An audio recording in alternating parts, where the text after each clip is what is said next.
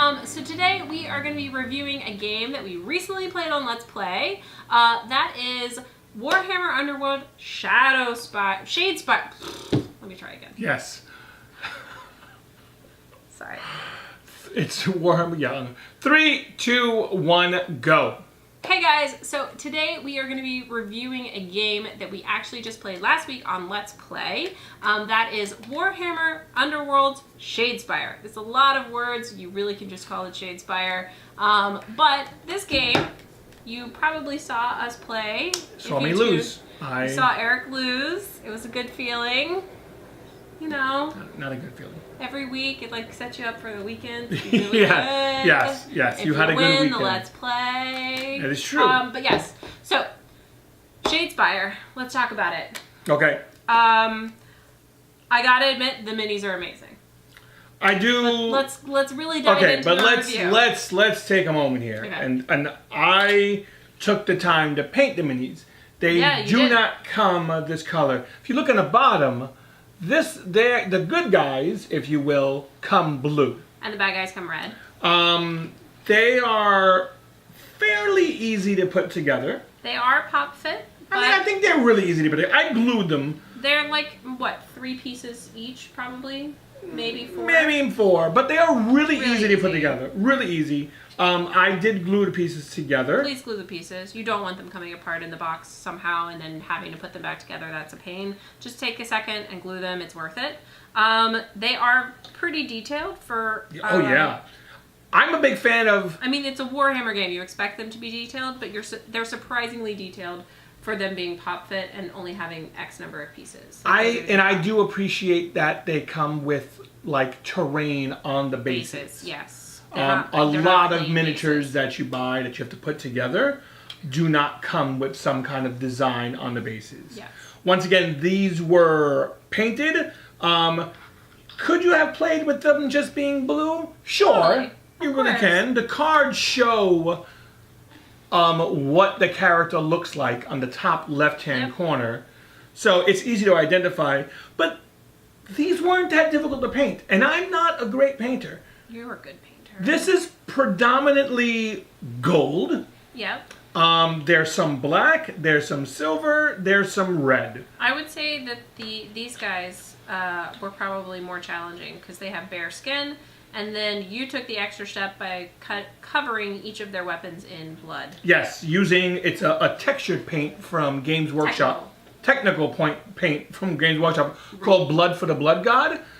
What I like about that is it still looks kind of shiny and wet. It makes it look wet, which is gross.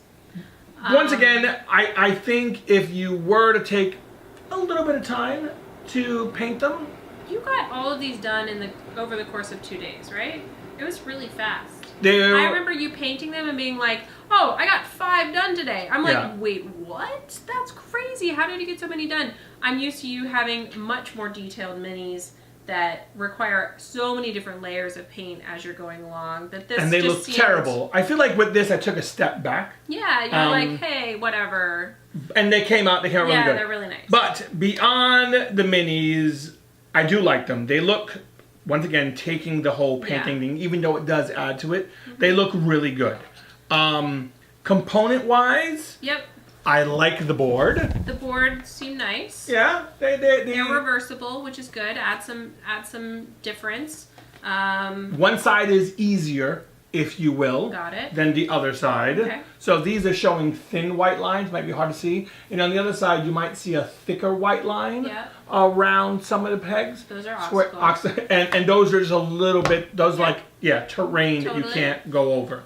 All of the cardboard pieces that are inside are just generic cardboard pieces. There's really nothing that makes them feel special or different than other cardboard pieces. But they're good stock. They don't completely bend easily if you put pressure on them. The cards themselves are just heavyweight cards. They don't have any extra texture. There's not there's not weave in the paper. It just feels like plain cardstock.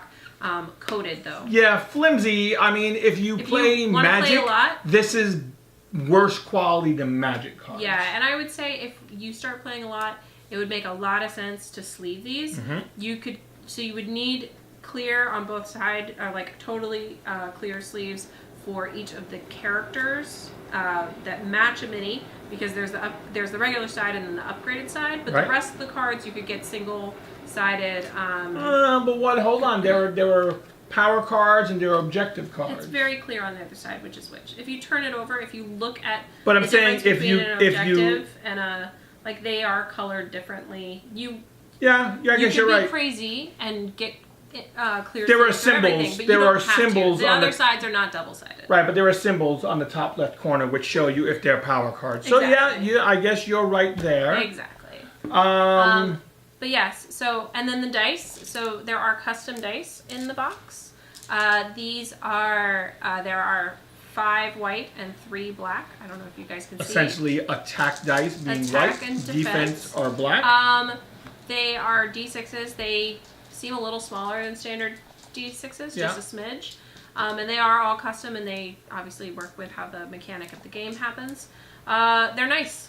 They're not particularly special in any way, shape, or form, but they feel good. They roll nicely. They're good components.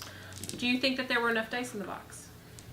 Because that was one of the things you said when we started playing. I always like to have extra dice. I don't want to have to share dice. Okay. But that's just me. I mean, we were sitting next to each other, but I think normally that is not how people play. They kind of play across from each other, a little bit further away.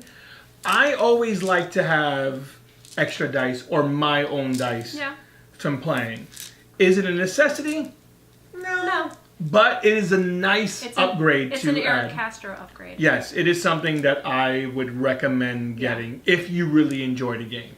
I like the world of Warhammer. You do. You are not very familiar with the world of Warhammer. No, I am not. You played.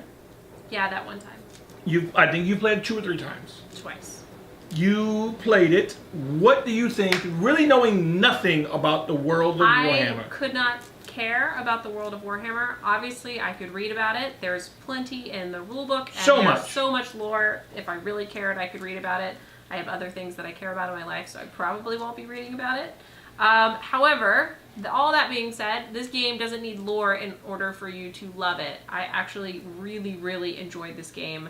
Really? I really liked the simplicity of the mechanics of how all the activation phases work. I think it can get a little confusing when you do power step. So once you take activation, then there's power step, and it goes back and forth between the players playing cards. Potentially there's room for confusion there, and that was one of the last things I understood.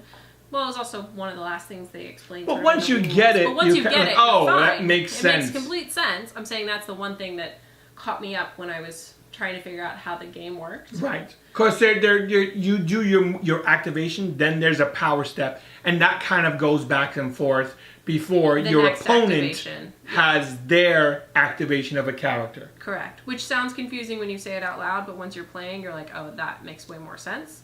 I think that I'm looking forward to playing with more expanded decks, and there is a deck building aspect to this. There are other cards that you can get for your army that you're fighting with. But it's not a collectible. No, it's not. It's a living. So that's good for everyone involved. Overall, I really liked it. Yeah. I would play it again, and it was pretty simple to set up and put out.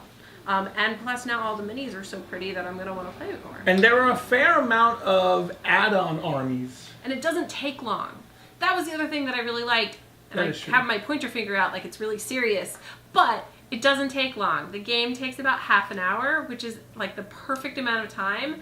And it's just complex enough. There's enough strategy that you feel like you played a real game. But it didn't take you 2 hours to play a real game. It took you half an hour to play a real game, which makes it more likely that we would actually play this, because it's not a real setup. It's not a real, it's not as involved, but it's meaty enough that you feel good about it. Let me ask you a question. Yes. Because it is card-based. I like that. And dice. I like that too. But do you feel like it's too luck-based then? No. Because it depends on how many cards you're drawing up. I mean, yes, but if you're building your deck how you want to have your deck, then you'll understand it. And then it's sort of, you have your glory tokens, which are kind of your resources that you need to think strategically about how you're going to use them. If you don't have the right upgrade cards in your hand, then maybe you don't spend your glory during the end phase. Right. Like, there's a lot of strategy that you can build around it. Of course, anytime you're rolling dice, there's going to be luck. Anytime you're drawing cards, there's going to be luck. But you can try to fudge that as much as you can using upgrades and building out a deck that's going to work for you and your play style. I will say, even when we played, I never really felt out of the game until the end, obviously. Yeah. But I really feel like, you're doing really well. You have 2 or 3 glory points. But I felt like, all right, if I just do this. Well, it was like the other game that we played where I thought I was winning, and then you came back at the end with the Annihilation card, and you ended up with, 11 victory points, and I had 7, and I wasn't ready for him to just throw down another 5 victory points like that. It just happened at the end, and there wasn't anything I could do about it. I didn't feel like I was losing. I just happened to lose at the end. It just happened to be the card that you had in your hand, and you did a good job knocking my entire army out. Well, and there are things that I feel like you can prepare for. You want to keep someone off objectives. You kind of want to keep one of your guys always in their area in case they have that card. Yeah, totally. So there are a couple of things to look out for that you can kind of better prepare for. Yes. But yeah, I don't know. I like it. I think it's, and you're going to disagree, it's a really good entry into wargaming. Sure. I feel like It gets rid of all the things that I don't like about wargaming. Correct. But that's... So I still don't want to play a wargame, but I like this game. See, I feel like... I don't want to measure. That's okay. I don't want to measure. But once There's no measuring in this game. You move along a hex board. It makes life easier. I took the wrong steps with you. I think if the steps were you really enjoy wargaming out there, like the big wargaming, like Warhammer, and you have someone who has never played wargaming or they see it as too expensive to jump into, this is a great starter for that. To say, look how easy it is. Look, you can get into painting if someone's slightly interested. This is a great way to start. That's very true. Warhammer, or a lot of wargaming games, a lot of them require you building an army with X amount of points. Yep. This, you buy a box. Once you have the base game, you're pretty much done. If you want to get other armies, they come in a pack of 5 or 3. Yep. And they come with the cards needed. And it's everything you need. You don't have to worry about the point buys. I liked that everything was on a card. When you're playing Warhammer, you have to find in the book where you are, and then you have to decide what range you are, and then you have to decide. This is mostly melee. There were a couple characters who have a range of 2, but legitimately, it takes all of the annoying parts out. For you. Yeah, for me. Yes. I think wargaming though. And I think this is a really good entry into it. If you like this, you would consider taking baby steps into other things. But I did it backwards, so I messed up. Okay. I messed up there. I'm okay. So I'm gonna pass on wargaming. You are saying whether you're a wargamer or not, this is a game to try. Yeah, it's definitely a nice bridge. If you like board games and you were interested in miniatures, definitely give this a try. I would say if you like dice or you like deck building at least a little bit, really nice entry level, definitely. You do not have to progress to wargaming. I will not be progressing to wargaming. I'm not a wargamer. However, I can see how this would find a happy medium for people like us. Would you, now that you like this game, if you saw a new army come out, would you say, these are kind of nice? Not yet. I really want, now that I've decided this is my army, you're not ever going to play this. This is me now. I'm gonna work on crafting a really perfect deck that will do exactly what I want it to do. Right. And then once I get bored with that, then I would consider another army. But we have 3 other ones, so you can look into those. My point being is I don't see this as being something... I don't think I would ever get into this from the hobby perspective of picking up a new pack because I want to paint new miniatures or put new miniatures together, which I know is a big part of especially Warhammer, and this is a Warhammer-based thing. I would probably never do that because that's not what I would want it for. Okay. I have plenty of miniatures to paint if I need to paint miniatures. I don't need to buy more miniatures.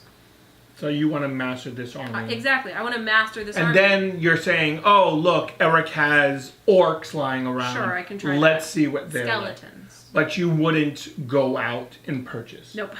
And I don't think you have to go out and purchase. I'm saying the way that this is now, with these two armies, you could play this until you were blue in the face and be perfectly happy. And definitely get your money's worth with what's in the box. 100%. All right, yeah, because once you do this, then you would go and give these guys a try. Yeah, totally. We would switch off. I like these guys better. They're prettier. They have prettier... I like this guy. He has a cape. Capes are cool. None of my guys have capes. They're just covered in blood. Well, that was very insightful, and I appreciate. Yeah, you're welcome. All right, guys. I think that's going to be it for today. You're saying... Get it if you like it. No, get it and you'll like it. Get it if you like it. Don't if you don't. Another fantastic insight from Emma Castro. We all appreciate that. Sorry. And we thank you. Ooh. Definitely give it a try. All right, guys. That's going to be it. Thank you so much for watching. Don't forget to like, subscribe, share, and support us on Patreon. And until then, we'll talk to you next time. Bye, guys.